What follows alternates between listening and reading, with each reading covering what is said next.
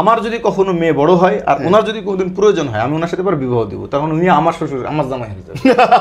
মানে ইসলামে যেগুলো জায়েজ আছে এগুলোকে আমি আমল করতে চাই, ফেস করতে চাই, এটা ইসলামের সৌন্দর্য। মানে আপনার শ্বশুর আপনার জামাই হবে, হ্যাঁ কোনো সমস্যা নাই, মানে ডাক শ্বশুর আর কি, আপন শ্বশুর তো আর না। আপনি খুব নাবালিকা বিয়ে নিয়ে কথা বলছিলেন এবং এটা নিয়ে বেশ সমালোচনাও হচ্ছে, কারণ আইন বলছে যে 21-এর নিচে বিয়ে দেওয়া যাবে না, 20-এর নিচে বিয়ে দেওয়া যাবে না, অথচ আপনি বলছেন 13, 14, 15-তে বিয়ে দিয়ে দেবে। আমি শুধু 13, 14 বলতেছি না, আমি বলতেছি জন্মের পর থেকে যে কোনো সময় বিয়ে হতে পারে প্রয়োজন হলে নারীদের। কেমন? ইসলামে সর্বপ্রথম দেখেন যেটা ইসলামে হালাল বিধান, এটা তো আমাকে আপনাকে মানতেই হবে। জি, সমস্ত ফিকহের কিতাবে ইসলামের বিধান হলো যে একজন নারীর জন্মের পর থেকেই বিবাহ বৈধ। যেমন ধরেন কথা বলতেছি যে একজন বাবা মা মারা গিয়েছে, আমি পুরাটা বললে আপনি বুঝে আসবে। আর ইসলাম বলে যে জন্মের পর থেকেই বিবাহ বৈধ, তবে শেষ সীমা হলো বালেগ হওয়া পর্যন্ত। বালেগ হয়ে গেলে বা দ্রুত বিয়ে দিয়ে দিতে হবে, বালেগ মানে পিরিয়ড হওয়া পর্যন্ত, পিরিয়ড হওয়া পর্যন্ত।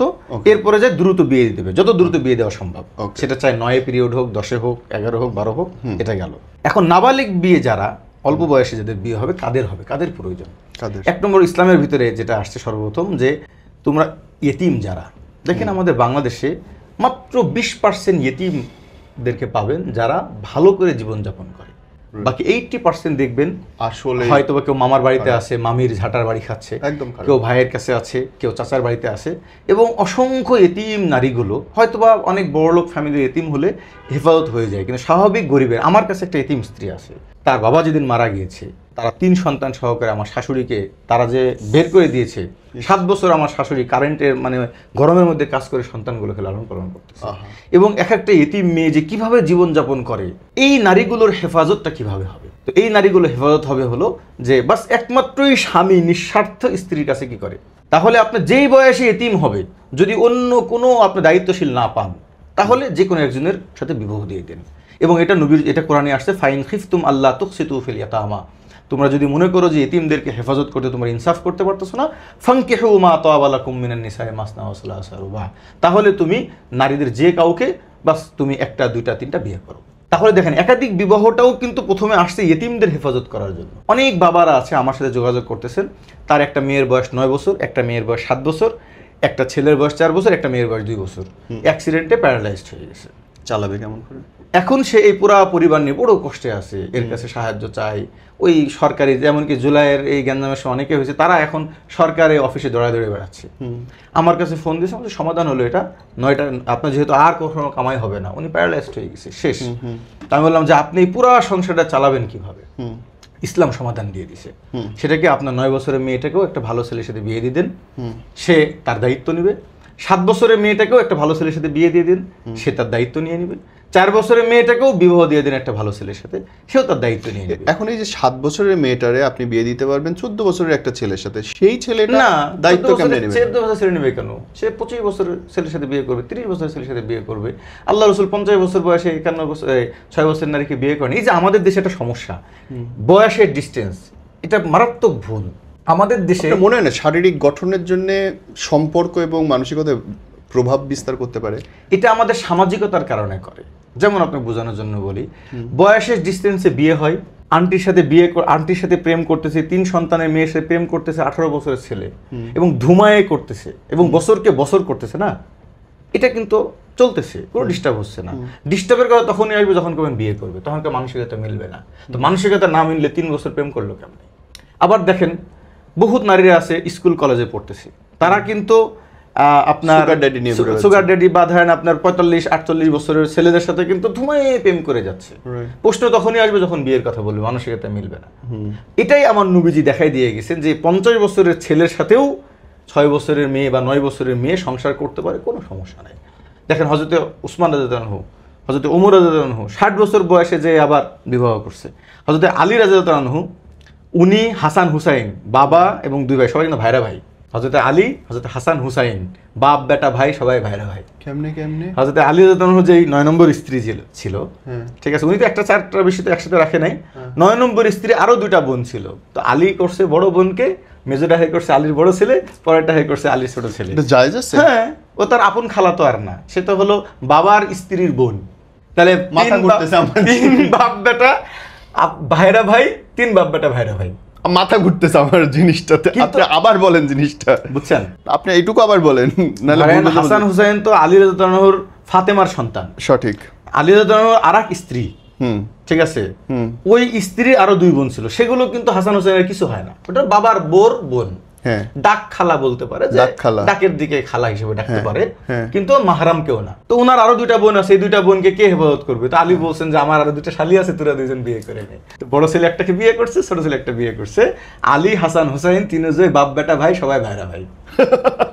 ইয়া আল্লাহ, এটা চিন্তা মানে কল্পনা মানা যায় না। এখন এই কল্পনার জন্য আমরা তৈরি করছি। আমার যে এমডি স্যার আছেন আমাদের, আব্দুল্লাহ ভাই, উনি কিন্তু সর্বদা আব্দুল্লাহ ভাই, এরপরে আমার শ্বশুর, এরপরে আমার তাওই, কে আমার যে আমাদের দেখবেন ভিডিওতে, মানে একজনই সব সম্পর্ক আপনার। হ্যাঁ, এবং আমরা ওই সাহাবা একরামের ওই চিত্রগুলো মানুষ এখন দেখতে পারে না, পছন্দ করে না, এই জন্যই কিন্তু আমরা মূলত বুঝে শুনে কাজগুলো করছি। আপনার শ্বশুরই আপনার দুলাভাই? হ্যাঁ, দেখেন আমি বলি ওনার দুলাভাই কিভাবে, উনি আমার বড় চাচার জামাই, আমার ওনার বড় স্ত্রী আমার বড় চাচার জামাই, আপন চাচার জামাই আর কি, সেই হিসেবে দুলাভাই। ওকে। তো তার কিন্তু তার যে দ্বিতীয় স্ত্রী আছে, তার দ্বিতীয় স্ত্রীর মেয়ে আছে, সে মেয়ে আমার কিন্তু তখন রিলেটিভ আপন ভাগ্নিরা, বা এমনকি ওনার নিজের আপন মেয়েও কিন্তু আমার বিবাহ করা জায়েজ আছে, চাচাতো বোনের মেয়ে, আপন তো না। তবে ওনার দ্বিতীয় আপনার স্ত্রীর যে মেয়ে, সে আমার 3 নম্বর স্ত্রী, সেই হিসেবে উনি আমার শ্বশুর। আবার ওনার যে ছেলে আছে, সেই ছেলেকে আমি আমার দ্বিতীয় স্ত্রীর বোনের সাথে বিয়ে দিছি, আমার শালির সাথে, সেই হিসেবে উনি আমার তাওই হয়ে গেছে। বিশ্বাস করুন মাথা। এবং আমার নিয়াত আছে কি জানেন? আমার নিয়াত আছে, আমার যদি কখনো মেয়ে বড় হয় আর ওনার যদি কোনোদিন প্রয়োজন হয়, আমি ওনার সাথে পরে বিবাহ দিব, তখন উনি আমার শ্বশুর, আমার জামাই হয়ে যাবে। মানে ইসলামে যেগুলো জায়েজ আছে এগুলোকে আমি আমল করতে চাই, ফেস করতে চাই, এটা ইসলামের সৌন্দর্য। মানে আপনার শ্বশুর আপনার জামাই হবে? হ্যাঁ, কোনো সমস্যা নাই, মানে ডাক শ্বশুর আর কি, আপন শ্বশুর তো আর না। ওই যে বুঝতে পারছেন, দেখেন হযরতে আল্লাহ রাসূল তার শ্বশুর উমর রাদিয়াল্লাহু আনহু, তাহলে আলী রাদিয়াল্লাহু আনহু তাওই না। আবার উমর রাদিয়াল্লাহু আনহু ওনার বয়স যখন 60 থেকে 60 বছর 55, তখন উনি আলীর মেয়েকে বিয়ে করছে। প্রথমে ফাতেমার ব্যাপারে প্রস্তাব দিয়েছিল, তো সেখানে তো হয়নি, আলীর মেয়েকে কি করছে? বিবাহ করছে। হযরত আলী রাদিয়াল্লাহু আনহু মেয়েকে যখন প্রস্তাব দেয়, তখন ওনার নাম হলো জাইনাব, ওনার বয়স হলো 17 থেকে 19, একবারে বাকেরা। তো আবু বকর যখন প্রস্তাব দিয়েছে, অবিবাহিত, ওকে, হ্যাঁ, তখন হযরত আলী বলতেছেন যে দেখেন আমার মেয়ে তো আমি আমার চাচাতো ভাইয়ের ছেলের সাথে বিয়ে দেওয়ার ব্যবস্থা করছি, আপনি আসলে কেন চান? আপনি তো আমার তাওই লাগে। তো বলছে দেখো আমি রাসূলের শ্বশুর, কিন্তু আমি ওনার একান্তই ছেলে বা কাছের কেউ হতে পারি নাই, এজন্য আমি চাচ্ছি যে ওনার নাতিকে বিয়ে করি, তাহলে আমি নাতি জামাই হয়ে যাব। আরে লোভ, মাশাআল্লাহ মাশাআল্লাহ, ঠিক আছে। তখন আলী রাদিয়াল্লাহু আনহু আনতা হক বিহা, আপনি এই বিষয় হকদার, কারণ আপনার এই বিয়ের মধ্যে আখিরাত মাকসাদ, ওনার সাথে বিয়ে দিয়েছে। হযরতে আলী রাদিয়াল্লাহু আনহু উসমান রাদিয়াল্লাহু আনহুর মেয়ে বিয়ে করছে, ভাইরা ভাই আবার শ্বশুর। আপনার মনে হয় না আমাদের শুনলে এলো মেলো এই পুরো মাথা ঘুরতেছে? ঠিক আছে, আপনাকে একটা লজিক বোঝায়। আমাদের বাংলাদেশে বন্ধুর বোনের সাথে, কাছাকাছি হাতো বোনের সাথে, ফুফাতো বোনের সাথে বিয়ে করলে মাথা ঘুরে, কিন্তু হারাম রিলেশন আছে, আছে এই সমাজের মধ্যে আছে, মানে না বলা আছে। হ্যাঁ আছে, বহুত আছে। আমার কাছে অনেক ছেলেরা এই পর্যন্ত মেসেজ দিয়েছে, হুজুর আমার চাচি বিধবা, তার সাথে 4 বছরের রিলেশন, এখন আমি কিভাবে বাঁচবো? বিয়ে করেন, বিয়ে করলে তো সমাজ মানবে না একদম। তো আপনি এখন যা করতেছেন, তো সমাজ মেনে নিচ্ছেন, আল্লাহ মানতেছেন। এখন আপনি দেখবেন কার মানাটা আপনার ভালো লাগে, আল্লাহ মানতেছেন এটা খেয়াল করবেন নাকি সমাজ মানতেছে না। তো আমি যে জিনিসটা বললাম যে দেখেন এই যে বয়সের যে ফ্যাক্ট, দেন আমার একজন স্ত্রী, আমার বয়স যখন 30 বছর ছিল, তখন তার বয়স ছিল 12, আমার এক স্ত্রী। আমি দেখছি তার সাথে আমার আন্ডারস্ট্যান্ডিংটা সব থেকে বেশি সুন্দর। এবং এই যে বয়সের ডিস্টেন্সের কারণে যেগুলো কোনো ম্যাটার করে না, কোনো ম্যাটার করে না, কোনো ম্যাটার, বরঞ্চ আমি আপনাকে একটু বুঝাই, বয়সের ডিস্টেন্স একটু বেশি থাকলেই ভালো।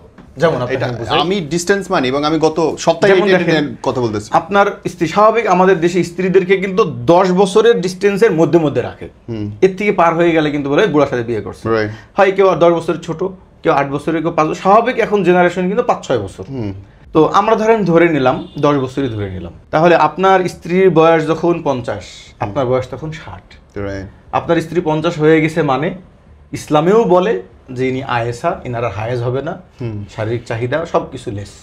এবং বিজ্ঞানও এই কথা বলে যে বর্তমানে বাংলাদেশে 50 বছরের মেয়েরা এরপরে যে আর শারীরিকভাবে ফিট থাকে না, অথচ 60 বছরের একটা যুবক তাগড়া থাকে। আমি তো 60 বছরের অসংখ্য ভাইয়ের সাথে চলাফেরা করছি, কোনো ব্যাপারই না। তাহলে এখন বলেন, যখন আপনি 10 বছরের ডিফারেন্সে বিয়ে করতেছেন, আপনার বয়স যখন 60, আপনার স্ত্রীর বয়স 50, তখন কিন্তু অলরেডি আপনি এখন জেনায় চলে যাবেন।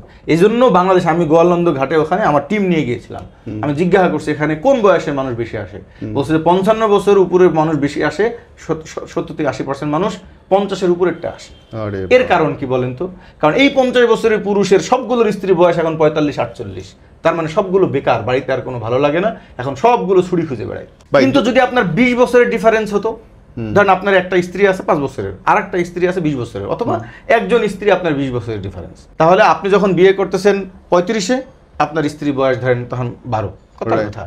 তাহলে আপনার বয়স যখন 70 হবে তখন আপনার স্ত্রী বয়স 50 হবে, তার মানে দুজনই প্রায় কাছাকাছি।